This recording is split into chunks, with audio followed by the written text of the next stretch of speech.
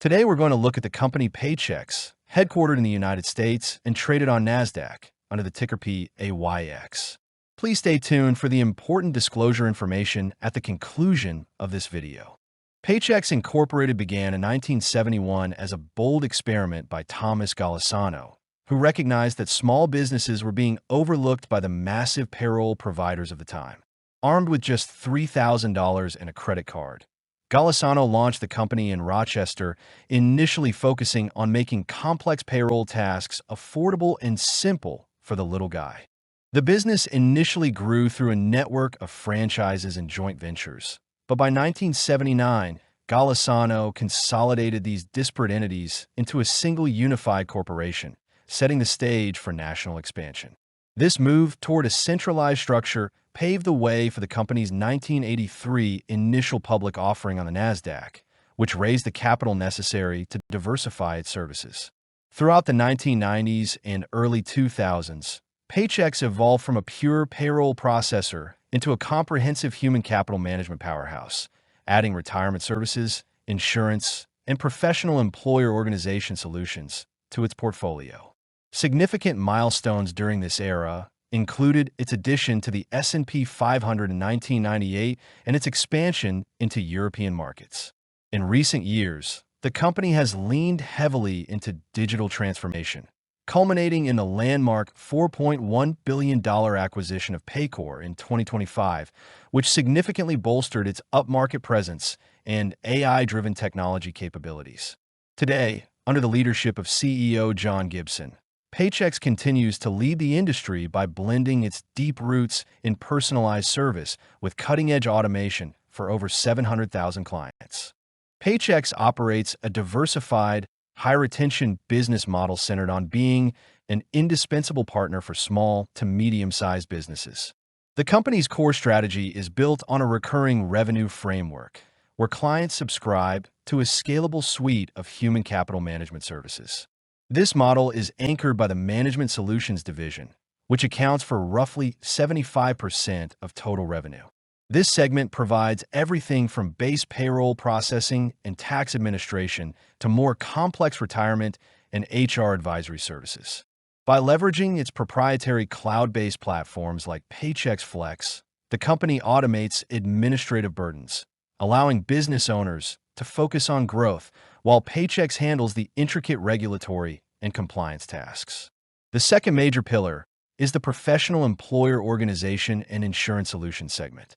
In this co-employment model, Paychex becomes the employer of record for tax and insurance purposes, providing clients access to high-quality, large-scale benefit packages and workers' compensation usually reserved for major corporations. While the vast majority of its $5.5 billion in annual revenue is generated within the United States, Paychex maintains a strategic international presence in Northern Europe, specifically serving Germany, Denmark, and Norway. This European footprint allows the company to adapt its compliance-heavy software to different legal frameworks, preparing it for broader global scaling. Additionally, the company generates a unique third stream of income by earning interest on client funds held between the time they are collected and the time they are paid out to employees or tax authorities. Throughout the mid-2000s, Paychex's business was heavily dominated by its core management solutions, which consistently generated more than 90% of its total income.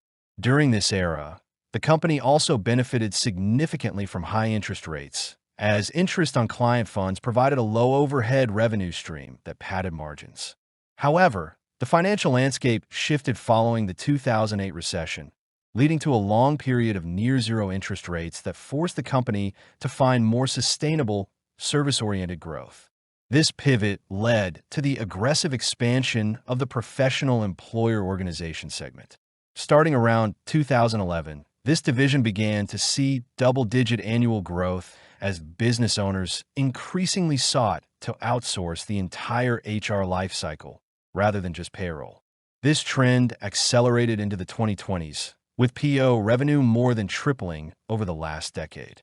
The most recent surge in 2025 reflects the strategic integration of Paycor, an acquisition designed to capture larger enterprise clients and further solidify Paychex's move toward integrated, high-margin software subscriptions. Analyzing 20 years of Paychex's financial data reveals a masterclass in operational discipline and a successful transition from a service-heavy payroll processor to a software-led human capital management giant. The narrative begins in 2006, a year where Paychex was already a staple for small businesses but operated with a much smaller revenue base of $1.67 billion. At that time, the business model relied heavily on the interest on client funds, i.e. float income, to bolster operating cash flows. As revenue grew steadily through 2008, the company maintained an enviable conversion rate, turning roughly a third of its total revenue into pure operating cash flow. The global financial crisis of 2009 and 2010 presents a fascinating inflection point in the data. While many companies saw catastrophic declines, Paychex's revenue remained remarkably resilient, only dipping slightly in 2010. However, the true impact was felt in the interest rates. As the Fed slashed rates to zero, Paychex lost a significant portion of its high-margin float income. The table shows that other adjustments, which include non-cash items like depreciation and interest income shifts, began to tighten. To compensate, the company accelerated its shift toward the professional employer organization model, which carries higher cost of service, but generates massive top-line growth and sticky customer relationships. Moving into the mid-2010s, we see the sales and marketing and research and development lines begin to climb as a percentage of revenue. This marks the era of the Paychex Flex platform rollout. By investing heavily in research and development, rising from $45 million in 2006 to over $200 million by 2025, Paychex successfully migrated its legacy clients to a cloud-based ecosystem. This digital transformation is the primary reason for the contract liabilities change appearing as a consistent positive in the later years. As the company moved to a software-as-a-service model, it began collecting more cash upfront for annual subscriptions, providing a free source of working capital that fuels further expansion. The fiscal years 2021 through 2025 represent the most aggressive growth phase in the company's history. Total revenue jumped from $4 billion to over $5.5 billion, driven by the COVID-19 pandemic's impact on complex HR regulations and the landmark Paycor acquisition in early 2025. The acquisition is reflected in the 2025 data by a spike in cost of service and general and administrative expenses as the company worked to integrate new payroll technologies and enter the mid-market segment. Despite these integration costs, the company's ability to generate cash remains elite, with free cash flow margins frequently exceeding 30%. Finally, the comparison of free cash flow against free cash flow minus stock-based compensation highlights a conservative management style. While many modern tech firms use stock-based compensation to artificially inflate their operating cash flow, Paychex has kept this figure relatively low, typically under 2% of total revenue. This ensures that the cash being generated is truly free and available for the significant dividend payments that have made Paychex a favorite among income investors for over 2 decades. As we look at 2025, the $1.7 billion in adjusted free cash flow provides a massive war chest for the next generation of AI-driven HR products. The financial history of Paychex over the last 20 years is a definitive study in the land and expand model of a mature, cash-generative service leader. At the start of this timeline in 2006, Paychex was a debt-free entity with a singular focus on the U.S. small business payroll market. Its capital allocation was remarkably straightforward: generate cash, pay a healthy dividend, and use the remainder to buy back shares to offset the dilution from employee stock programs. For the first decade of this period, from 2006 to 2017, the company carried zero long-term financing debt. This fortress balance sheet allowed Paychex to navigate the 2008 financial crisis without a scratch, even managing to increase its dividend during a time when many peers were cutting theirs. A pivotal moment occurred in 2013, visible in the spike in dividends. Recognizing its massive cash pile and the impending changes in tax laws, Paychex issued a significant special dividend to return excess capital to shareholders. This event underscored the company's philosophy that any cash not needed for immediate operations or small tuck-in acquisitions belong to the owners. During this era, acquisitions were rare and relatively small. The second decade of this analysis, spanning from 2018 to 2025, marks a sophisticated shift in strategy from pure organic growth to strategic consolidation. Paychex broke its long-standing tradition of being debt-free by issuing nearly $900 million in senior notes. This capital wasn't used for general corporate purposes, but rather to fund the $1.2 billion acquisition of Oasis Outsourcing in late 2019 fiscal year. This move transformed Paychex into a leading professional employer organization, fundamentally changing its revenue mix and providing a new, high-margin growth engine. Despite this new debt, the company maintained its rigorous dividend policy, with the FCF- column consistently staying ahead of the total dividend outflow, ensuring the payout remained sustainable. The most dramatic transformation, however, is captured in the 2025 fiscal year. Paychex completed its largest acquisition to date with the $4.1 billion purchase of Paycor HCM, an all-cash deal designed to give it a dominant position in the mid-market and enterprise HCM space. To fund this, the company secured massive bridge financing and long-term notes, causing its interest-bearing debt to jump from under $900 million to over $5 billion in a single year. While this high leverage is new for Paychex, the table illustrates why the market remains confident. The combined entity's free cash flow of $1.7 billion, after adjusting for stock compensation, provides a massive cushion to service this debt. Even with the debt surge, the company announced a 10% dividend increase in 2025, signaling management's belief that the synergies from Paycor will rapidly delever the balance sheet while maintaining the streak of shareholder returns. Paychex Incorporated is currently navigated by a leadership team focused on aggressive digital expansion and mid-market growth. At the helm is John Gibson, who serves as the president and chief executive officer. Now 59 years old, Gibson is a seasoned insider who first joined the company in 2013 as senior vice president of service. After a successful tenure as chief operating officer, he officially assumed the CEO role in October 2022, succeeding longtime leader Martin Mucci. Regarding executive compensation for the 2025 fiscal year, Gibson's pay reflects the company's pay-for-performance philosophy, with nearly 90% of his target pay being at risk. His base salary was $900,000, while his total compensation reached approximately $8.8 million. The ownership of Paychex is dominated by major financial institutions, which hold approximately 83% of the company.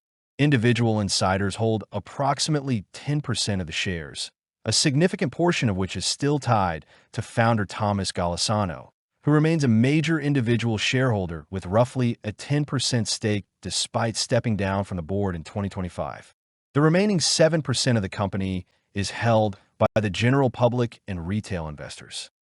Unfortunately, the liquidation value of the company is negative. Let's build a scenario-based dividend discount model. The bull case envisions a world where Paychex's investments in generative AI fundamentally redefine HR productivity. In this scenario, the company doesn't just sell software, it sells automated outcomes, allowing it to command significantly higher margins as it replaces manual administrative tasks with AI agents. The Paycor acquisition acts as a launchpad for international expansion beyond its current Northern European footprint, and the company becomes a global HCM powerhouse. Revenue growth sustains double digits, fueled by aggressive upselling of AI-driven premium modules. This excess cash allows for a more aggressive dividend growth and periodic mega-deal acquisitions that consolidate the fragmented HCM market. In the base case, Paychex successfully integrates Paycor, realizing the projected $100 million in annual cost synergies by 2026. Over the next 2 decades, the company maintains its dominant position in the U.S. small business market while slowly gaining ground in the mid-market. revenue growth settles into a healthy growth. The company remains a cash cow, maintaining operating cash flow margins around 36%. Dividends continue to grow in line with earnings. Conversely, the bear case considers a future where a cooling U.S. labor market and a prolonged recession hit small businesses. Paychex's core client base disproportionately hard. In this scenario, the integration of Paycor is sluggish, and the high debt load taken on in 2025 limits the company's ability to pivot or reinvest in new technologies. Intense competition from digital native rivals like Rippling or Gusto forces Paychex to engage in price wars, compressing operating cash flow margins toward 30%. While the company's 16-year streak of dividend increases remains a priority, growth slows to a modest 4% CAGR, and stock repurchases are largely halted to preserve capital and maintain its credit rating. In the bull case scenario, we assume the following: revenue growth at 10.5%, operating cash flow margin at 42%, CAPEX growth at 8%, stock-based comp growth at 9%, dividends growth at 11%, stock repurchase at 7%, acquisition spending in the next 20 years at $10 billion. Stock repurchases assumes price-to-sales ratio of 5.5. With this discounted at 7.5%, dividend model yields $137 worth of value per share in 20 years, $273 in 30 years, and $489 in 40 years.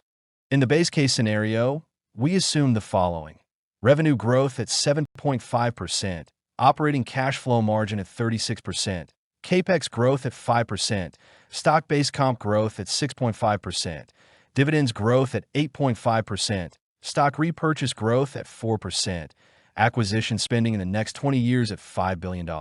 Stock repurchases assumes price-to-sales ratio of 5.5. With this discounted at 7.5%, dividend model yields $86 worth of value per share in 20 years, $134 in 30 years, and $184 in 40 years. In the bear case scenario, we assume the following: revenue growth at 4%, operating cash flow margin at 30%, CAPEX growth at 2%, stock-based comp growth at 3.5%, dividends growth at 4%, stock repurchase growth at 0%, acquisition spending in the next 20 years at $1 billion. Stock repurchases assumes price-to-sales ratio of 5.5. With this discounted at 7.5%, dividend model yields $57 worth of value per share in 20 years, $74 in 30 years, and $87 in 40 years. Thank you so much. Research like this takes a lot of time. If you enjoyed it, please like, subscribe, and consider supporting us. Please note that this video is for entertainment purposes only. We are not financial advisors. This video is not financial advice and should not be considered as such. This video does not provide any recommendations and does not endorse any decisions to buy, sell, or hold any security. We do not guarantee the accuracy or the completeness of the data provided in the video. We are not responsible or liable for any decision, damages, or losses the viewers may take or incur due to negligence or otherwise, based on any interaction, directly or indirectly, with this video. Past performance is not an indicator of future returns. The viewers are encouraged to seek independent legal, financial, taxation, or other professional advice for any action they might take.